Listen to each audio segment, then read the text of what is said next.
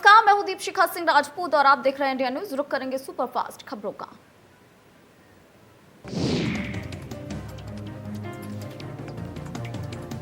1 जून को अयोध्या दौरे पर रहेंगे सीएम योगी। रामलला मंदिर के नवनिर्मित भवन के गर्भगृह की रखेंगे आधारशिला। रामलला सदन देव उत्थान ट्रस्ट का करेंगे उद्घाटन।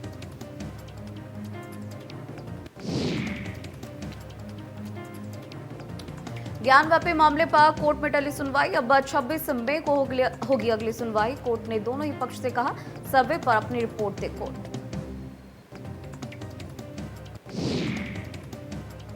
विधानसभा में बोले मुख्यमंत्री, कहा विधानसभा में निधन की सूचनाएं पढ़ी जा रही हैं। अहमद हसन के निधन पर शोक जताया गया है और लता मंगेशकर के निधन पर शोक व्यक्त किया गया है और ये भी कहा कि लता जी को भारत रत्न से सम्मानित किया गया है।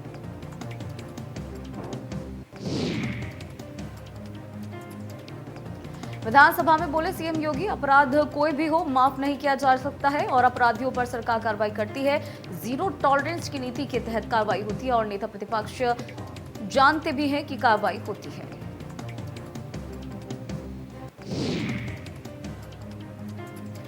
वहीं उन्होंने ये भी कहा कि जनता ने इस सरकार को व्यापक जन समर्थन दिया है। प्रत्यक्ष को भी किसी प्रमाण की जरूरत नहीं होती है और महिलाओं ने बीजेपी को वोट दिया है। महिला संबंधी अपराधों पर कड़ी कार्रवाई की गई है।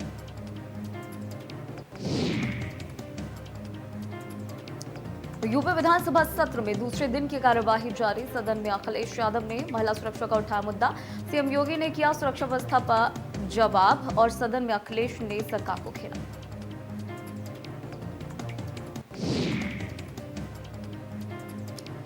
विधानसभा में बोले अखिलेश यादव, लता मंगेशकर को अखिलेश यादव ने किया नमन और सदन में अखिलेश यादव ने दुख व्यक्त किया। कहा लता जी को सभी बड़े अवार्ड्स मिले हैं। फिल्म इंडस्ट्री के साथ समाज को काफी बड़ा नुकसान हुआ है।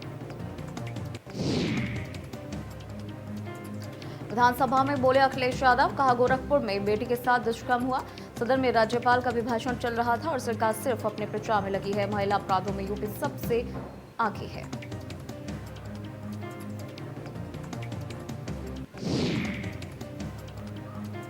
उन्होंने ये भी कहा कि 5 साल दलाली चलती रही, नेता सदन को पता नहीं चला और घटना ना हो इसके लिए सरकार क्या कर रही है इसका जवाब दे। और सिद्धार्थनगर में महिला को पुलिस ने मार दिया, पुलिस ने मारा, किसी और को जेल भेजा गया। पुलिस दबिश देने नहीं गुंडई करने जाती है। यूपी सीएमओ के ट्विटर के हैंडल से एक ट्वीट किया गया है। बारिश और आकाशीय बिजली गिरने की घटनाओं से प्रभावित जिलों के डीएम को पीड़ितों को तत्काल राहत देने के निर्देश दिए गए हैं।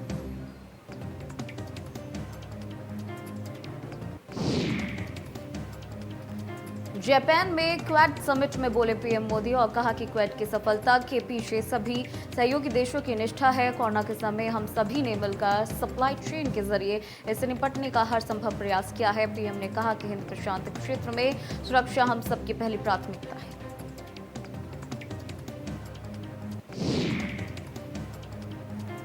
पीएम ने आगे कहा कि आज क्वेड का दायरा व्यापक हो चुका है और स्वरूप भी प्रभावित हुआ है। हमारा आपसी विश्वास, दृढ़ संकल्प लोकतांत्रिक शक्तियों को नई ऊर्जा और उत्साह दे रहा है।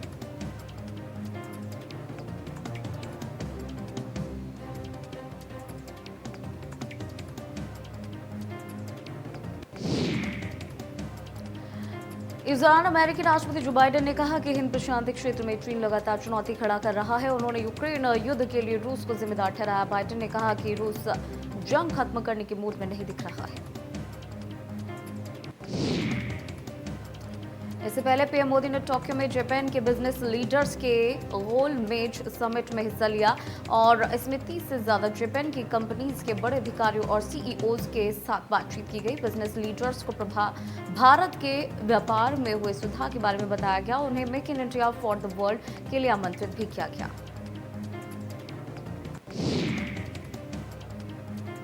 मोदी ने जापान दौरे पर ऑटोमोबाइल दिग्गज सुजुकी मोटर कॉरपोरेशन के एडवाइजर ओसामू सुजुकी से मुलाकात की। उसके बाद सॉफ्ट बैंक ग्रुप कॉरपोरेशन के बोर्ड निदेशक मासायोशी सोन से भी मुलाकात की। दोनों ने भारत में निवेश, नवाचार, ईवीएस की मैन्युफैक्चरिंग को मुद्दे पर चर्चा की।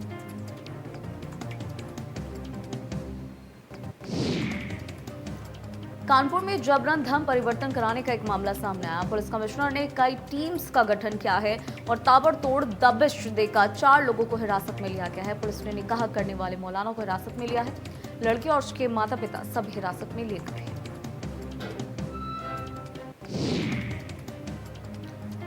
लड़की की मौसी की अभी भी तलाश जारी है। पुलिस सभी आरोपियों से पूछताछ कर रही है। एक बच्चे की मां निकाह करने वाली महिला है और नाबालिग बच्चे को फंसाकर बंद कमरे में निकाह किया गया था। मौलवी ने बंद कमरे में हिंदू लड़के के साथ निकाह कराया था।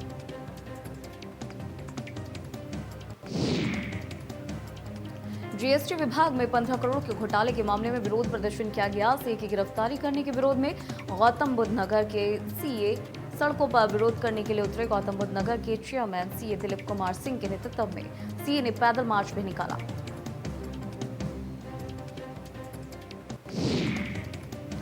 बागपत में पुलिस प्रशासन का चला बुलडोजर। दुकानदारों के किए गए अवैध अतिक्रमण पर ये बुलडोजर चलाया। अवैध टेम्पू स्टैंड को भी पुलिस ने हटवाया है। दुकानदारों में अफरा तफरी का माहौल देखा गया। ललितपुर में 8 साल की बच्ची से दरिंदगी का मामला सामने आया। दुष्कर्म का किशोरी के साथ मारपीट का भी आरोप है। पुलिस ने एफआईआर दर्ज किया है। आरोपियों को गिरफ्तार किया गया है। पुलिस ने पीड़िता को मेडिकल उपचार के लिए भेजा है।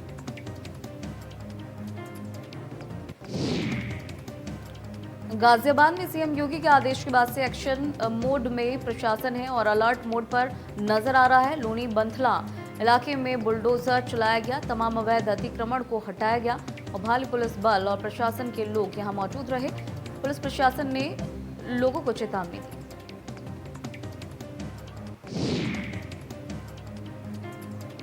कानपुर में यूपी के मुख्य सचिव और डीजीपी पहुंचे। पुलिस लाइन अधिकारियों के साथ पुलिस लाइन में बैठक करेंगे और मुख्य सचिव और डीजीपी मर्चेंट चैम्बर का भी निरीक्षण करेंगे और इसके साथ ही राष्ट्रपति के दौरे को लेकर चल रही तैयारियों का जायजा लेंगे।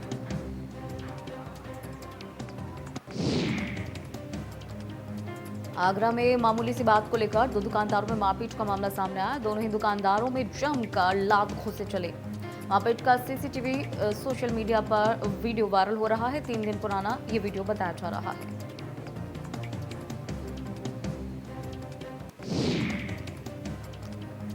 देवरिया पुलिस ने कुख्यात गैंगस्टर राजेश यादव की 41 लाख की संपत्ति कुर्क की है। पुलिस ने अलाउंस करवाकर सार्वजनिक रूप से कुर्की की कार्रवाई से सभी को अवगत कराया है। ये कार्रवाई जिलाधिकारी जेपी सिंह के निर्देश पर की गई है।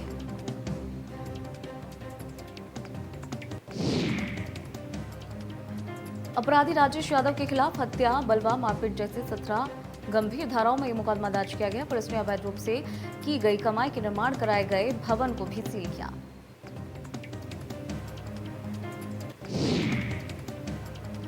गोंडा में सामाजिक कार्यकर्ता के घर पर दबिश देकर फंसी गोंडा पुलिस। राष्ट्रीय बाल अधिकार संरक्षण आयोग ने भेजा नोटिस।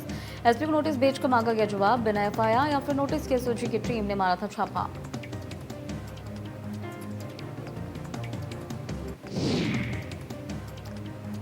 पुलिस टीम पर अभद्रता, बच्चों को धमकाने का आरोप है। पुलिस टीम पर 1 लाख की लूट का भी आरोप है। शिकायत का बाल संरक्षण आयोग ने संज्ञान लिया है। एसपी को नोटिस जारी कर 15 दिन के अंदर जवाब भी मांगा है।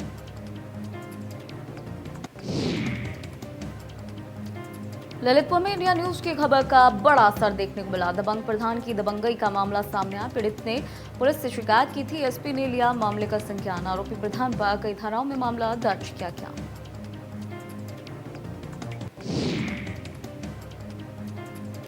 महाराजगंज के नॉर्थ नवा एसडीएम ने छापा मारा। छापेमारी कर तस्करी कर करम हवा से नेपाल की ओर ले जाते समय एक पिकअप खाद को बरामद किया और उसके साथ ही पिकअप चालक को हिरासत में भी लिया।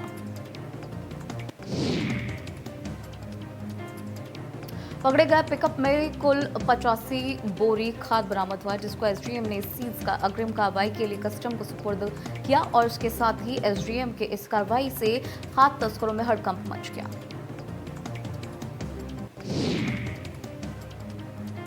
बुलंदशहर में तेज रफ्तार का कहर जारी है। स्कॉर्पियो खड़े ट्रक से टकराई। हादसे में 5 लोगों की मौत हुई।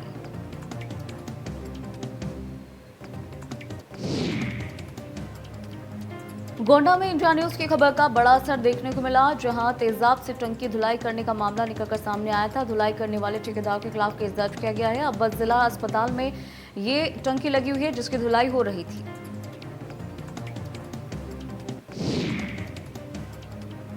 बता दें कि वहीं कुछ अज्ञात ठेकेदारों के खिलाफ भी केस दर्ज किया गया है। ठेकेदारों पर सफाई कर्मी से जबरन टंकी धुलवाने का आरोप है। तेजाब की गंध से सफाई कर्मी बेहोश हो गया था। अस्पताल में पीड़ित का इलाज भी चल रहा है। सफाई कर्मी संघ ने हंगामा भी काटा था। ठेकेदारों की संविदा निरस्त करने की मांग भी उठाई गई थी।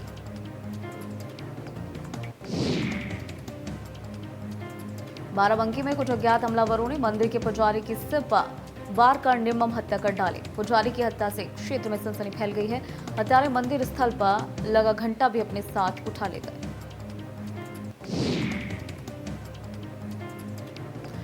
कुर्सी थाना क्षेत्र के बाबूपुर गांव में ब्रह्मदेव का धार्मिक स्थल बना हुआ है और इस धार्मिक स्थल पर मृतक पुजारी 10 साल से रहकर पूजा अर्चना कर रहा था। पुलिस ने शव को पोस्टमार्टम के लिए भेज दिया है। पूरे मामले की छानबीन शुरू कर दी गई है। देवरिया के रहने वाले संदीप दुबे एक बैंक कर्मी है, लेकिन इनके घर की पहचान तोता वाले घर के रूप में होती है। संदीप दुबे के पास 20 से ज्यादा विदेशी नस्ल के 100 से ज्यादा तोतों का घर है, जिसमें सबसे बुद्धिमान तोता माने जाने वाला फिंच भी है। तोतों की चहचहाट गूंज सुकून देने वाली है और इन तोतों को देखने के लिए रोजाना इनके यहाँ भीड़ लगी रहती है। औसतन सुबह से शाम तक करीब 10 से 15 लोग इन तोतों का दीदार करने के लिए इनके घर पहुंच जाया करते हैं। आगरा में एक मेडिकल की दुकान में अचानक भीषण आग लग गई। आग की लपटें इतनी ज्यादा भयानक थी कि दुकान में रखा सभी सामान जलकर खाक हो गया। स्थानीय लोगों की सूचना पर पुलिस पहुंची। फायर ब्रिगेड की गाड़ियां कड़ी मशक्कत के बाद आग पर काबू पाती नजर आई, लेकिन तब तक लाखों रुपए की दवाइयां आग में जलकर खाक हो गई।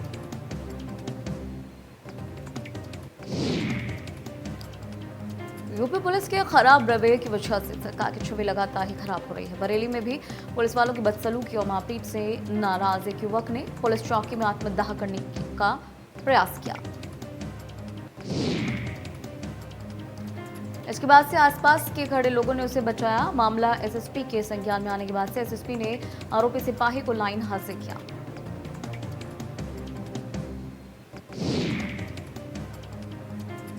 बहराइच में बेखौफ हुए दबंग। पुलिस की मौजूदगी में दबंगों ने हमला किया। पुलिस से शिकायत करने पर जानलेवा हमला किया गया। 112 पुलिस टीम के सामने ही जमकर मारपीट हुई। महिलाओं के ऊपर भी दबंगों ने लात घूंसे बरसाई।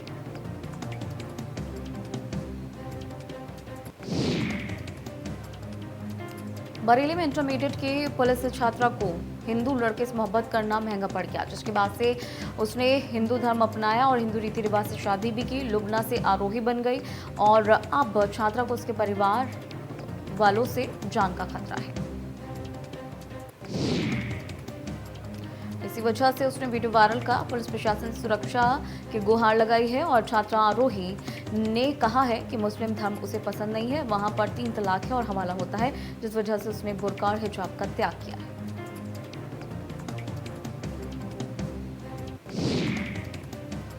कानपुर में बार एसोसिएशन के नई कार्यप्रणाली गठन का शपथ ग्रहण समारोह आयोजित हुआ, जिसमें केंद्रीय कानून मंत्री एसपी सिंह बघेल ने शिरकत की। वहीं कानपुर के जिलाधिकारी समेत तमाम अधिकारी जनप्रतिनिधि भी उपस्थित रहे।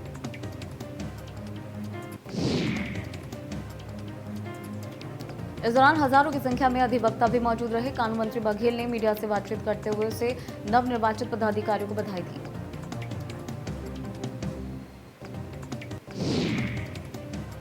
कानपुर में धर्मांतरण का अनोखा मामला सामने आया। मां ने नाबालिग लड़के से जबरन निकाह किया। एक बच्चे की मां निकाह करने वाली महिला है और नाबालिग का निकाह कराते हुए वीडियो भी सामने आया। नाबालिग बच्चे को फंसाकर बंद कमरे में निकाह किया गया है।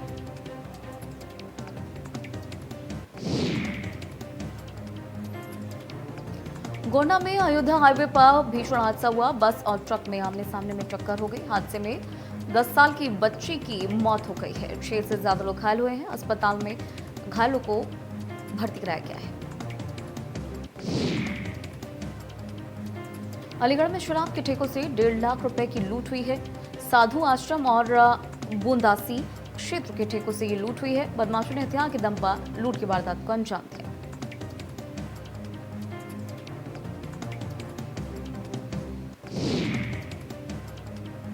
अमरोहा में अवैध वसूली और काम में लापरवाही बरतने वाले पुलिसकर्मियों पर चला एसपी का हंटा। विनीत जायसवाल ने रसूलपुर चौकी इंचार्ज कटिन शर्मा सिपाही रवि को निलंबित किया।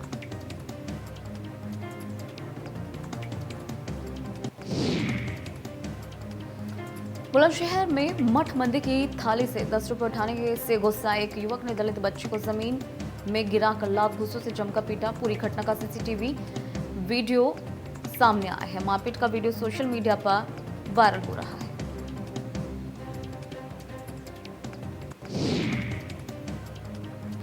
बुलंदशहर में केदारनाथ के दर्शन करने जा रहे श्रद्धालुओं की स्कॉर्पियो खड़े ट्रक से जा टकराई। 2 बच्चे सहित 5 लोगों की दर्दनाक मौत हो गई।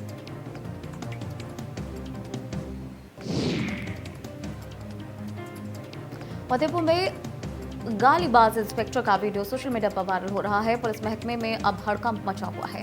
पुलिस टीम पर पथराव करने वाले आरोपियों को पकड़ने गया था इंस्पेक्टर ने ग्रामीणों को गालियां भी दी।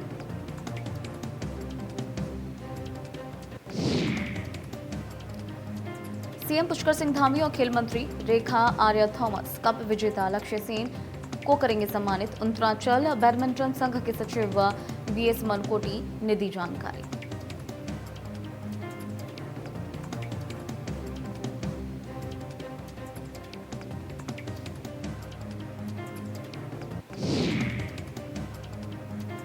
चारधाम यात्रा के दौरान नहीं थम रहा मौतों का सिलसिला। लगातार मौतों के आंकड़े बढ़ने से चारधाम यात्रा को लेकर प्रशासन पर उठ रहे सवाल।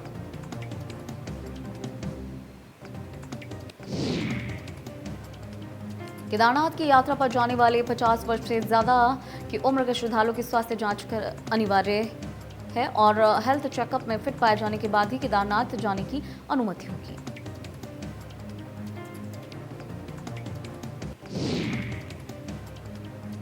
लालकुआ में जिला औषधि निरीक्षक मीनाक्षी बिष्ट ने नगर के कई मेडिकल स्टोर्स में छापेमारी अभियान चलाया। इस दौरान उन्होंने दवाइयों का निरीक्षण किया।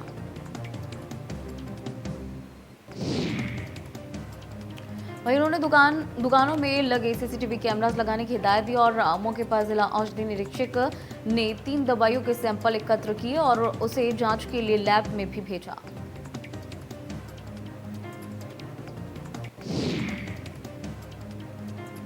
मसूरी देहरादून मार्ग पर मैगी पॉइंट के पास बदमाशों ने स्थानीय दुकानदारों के साथ लाठी डंडों और धारदार हथियार से हमला किया। इस दौरान घटना में 3 लोग गंभीर रूप से घायल हुए। घायल लोगों को अस्पताल में भर्ती कराया गया और डॉक्टर्स ने उन्हें गंभीर हालत में दृश्य हॉस्पिटल रेफर किया।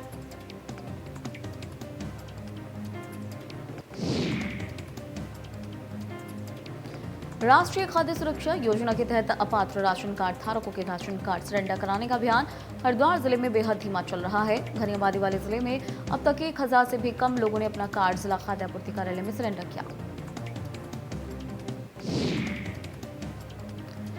जिला खाद्य आपूर्ति अधिकारी ने कहा है कि 31 मई तक अभियान चलाया जाएगा।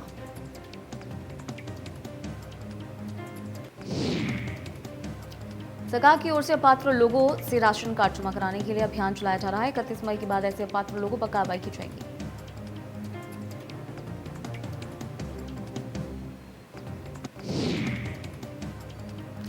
पिथौरागढ़ में हुआ बड़ा हादसा। निर्माणाधीन पुल का एक हिस्सा नदी में बह गया और यहाँ आपको बता दें कि नचानी मुनस्यारी मार्ग पर यह पुल बन रहा था।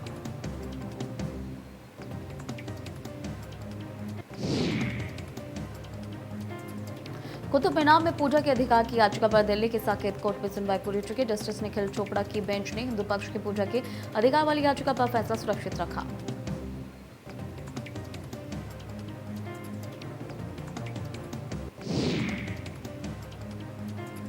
भारतीय पुरातत्व सर्वेक्षण विभाग ने कुतुब मीनार में पूजा अधिकार वाली याचिका का विरोध किया है। साकेत कोर्ट दाखिल किए गए हलफनामे में कहा गया है कि कुतुब मीनार पूजा का स्थान नहीं है।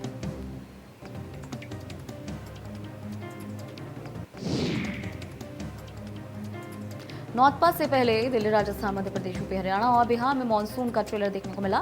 लगातार दूसरे दिन भी धूल भरी आंधी चलने के साथ बारिश हुई।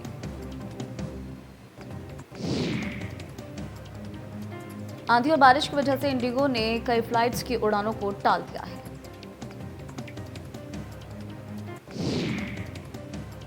मौसम विभाग का कहना है कि दिल्ली, राजस्थान, पंजाब, हरियाणा और उत्तर प्रदेश में अगले 24 घंटे रुक रुक कर बारिश होगी।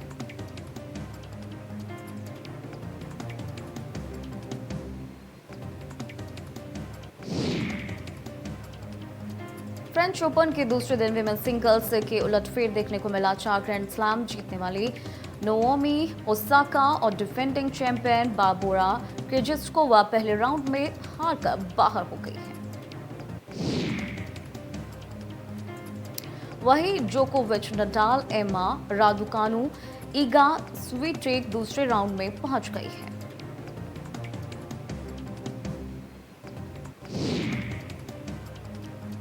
आज शाम कोलकाता के ईडन गार्डन में गुजरात टाइटंस और राजस्थान रॉयल्स के बीच आईपीएल 2022 का पहला क्वालिफायर खेला जाएगा।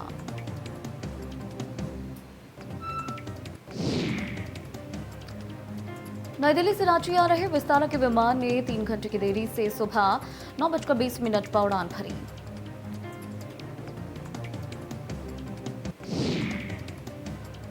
ऐसे में विमान में बैठे 128 यात्री घबरा गए। 10 मिनट तक ऐसी स्थिति बनी रही। पायलट ने यात्रियों से कहा कि घबराने की जरूरत नहीं है।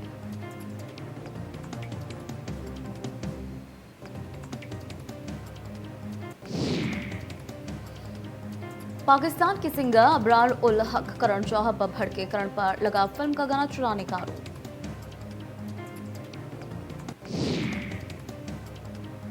पलक तिवारी हुई सोशल मीडिया पर ट्रोल। रैंप वॉक का वीडियो हुआ वायरल।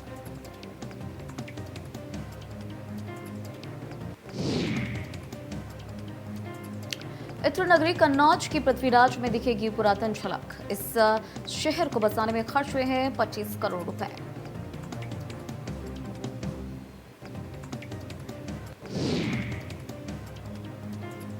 कार्तिक आर्यन हिंदी सिनेमा के नंबर 1 हीरो बन चुके हैं। उनकी फिल्म भूल भुलैया 2 ने वीकेंड कमाई के सबसे बड़े रिकॉर्ड को तोड़ डाला है। रूस यूक्रेन युद्ध का 90वां दिन है। बीते 2 महीनों से रूस यूक्रेन पर लगातार हमले कर रहा है।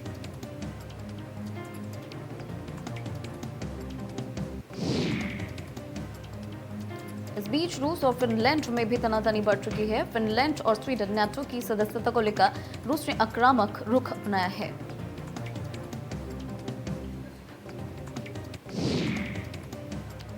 रूस ने कहा था कि नाटो में शामिल होने का इच्छुक फिनलैंड सिर्फ 10 सेकंड में साफ हो जाएगा।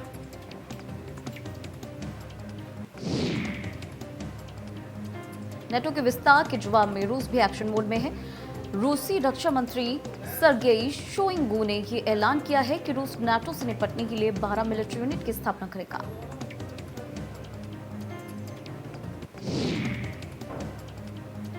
भारत में 24 घंटे में कोरोना वायरस के 1135 नए मामले दर्ज हुए। 1000 से ज्यादा मरीज ठीक हुए।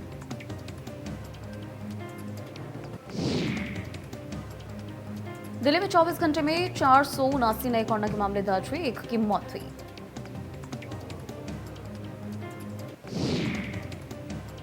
महामारी की शुरुआत से अभी तक देश में 4.31 करोड़ से ज्यादा लोग कोरोना की चपेट में आ चुके हैं और 4 करोड़ से ज्यादा लोग ठीक भी हुए हैं।